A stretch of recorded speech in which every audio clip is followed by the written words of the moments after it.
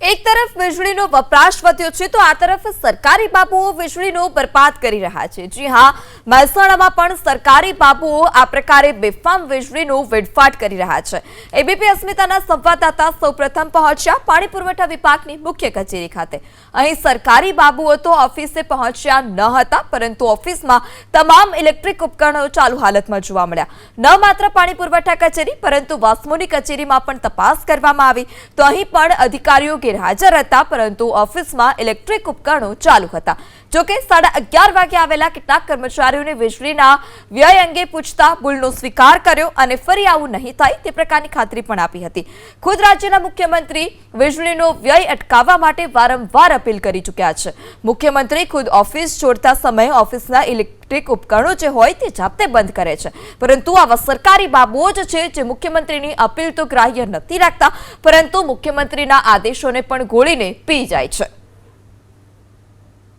મહેસાણા શહેરમાં આવેલી પાણી પુરવઠાની આ કચેરી છે, જેમાં સમય બતાવીશું આપને 11:27 થઈ છે।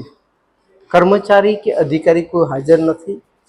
વીજળીનો વેડફાટ થઈ રહ્યો છે। દ્રશ્યોમાં પણ જોઈએ, પંખાઓ ચાલુ છે, લાઇટો ચાલુ છે, તમામ પંખાની લાઇટો આ રીતે ક્યાંક ને ક્યાંક ચાલુ છે। કચેરીની અંદર અધિકારી હાજર નથી। મહેકમ વહીવટી શાખાની આ ચેમ્બર છે, કહી શકાય કે અહીંયા પણ જે આપ દ્રશ્યોમાં જોઈ શકો છો, મહેકમ વહીવટી શાખા, જેનો અહીંયા ટેબલ છે ને, અહીંયા એક પણ કર્મચારી કે અધિકારી હાજર નથી। તેમ છતાં વીજળીનો આ રીતે વેડફાટ થાય છે। સવાલ એ થાય છે કે શા માટે આ રીતે વીજળીનો વેડફાટ થાય છે। ત્યાં જે રીતે એક પછી કર્મચારીઓ ક્યાંક ને ક્યાંક હાજર ન હોવા છતાં વીજળી વેડફાઈ રહી છે। દ્રશ્યોમાં પણ જોઈ શકો છો, અહીંયા આ ટેબલ પર કોઈ પણ નથી।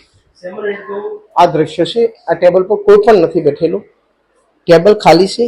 તેમ છતાં અહીંયા લાઇટ અને પંખો ચાલુ છે।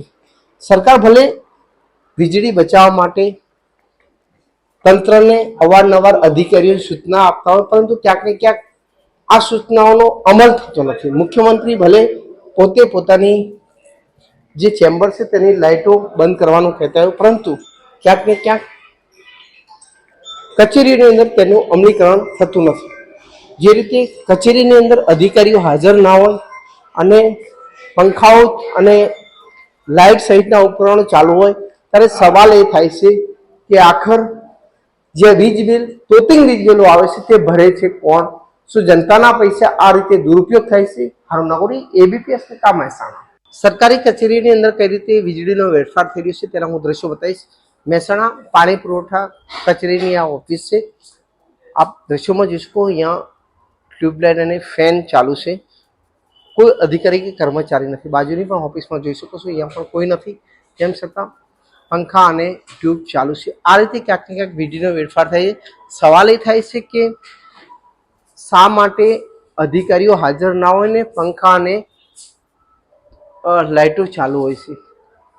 ક્યાંક ને ક્યાંક અધિકારીઓની ગેરહાજરીમાં આ રીતે પંખા અને લાઇટો ચાલુ હોય, વીજળી બિલ કોણ ભરે? કારણ કે તોતિંગ વીજ બિલ આવે છે અને આ વીજ બિલ ક્યાંક ને ક્યાંક અધિકારીઓના પાપે આવે છે, કારણ કે અધિકારી પોતાની ચેમ્બરમાં હોતા નથી અને જે રીતે પંખા અને લાઇટો ચાલુ હોય છે। સવાલ એ થાય છે કે કોણ બિલ ભરશે? કારણ કે જે રીતે કચેરીઓ ખાલી પડી છે, 11:30નો સમય છે અને વીજ બિલ તોતિંગ આવી રહ્યા છે, તેવામાં લાઇટ અને પંખાઓ ચાલુ છે। હારું નાગોરી, એબીપી અસ્મિતા, મહેસાણા। અધિકારી કે કર્મચારી પોતાના ટેબલ ઉપર ના હોવા છતાં પંખાઓ અને લાઇટો ચાલુ છે। દ્રશ્યો બતાવે છે કે અધિકારી નતા ને કર્મચારી નતા ને પંખાઓ ચાલુ હતા। સાહેબ, કયું ટેબલ સંભાળો તમે? રોજમદારનું।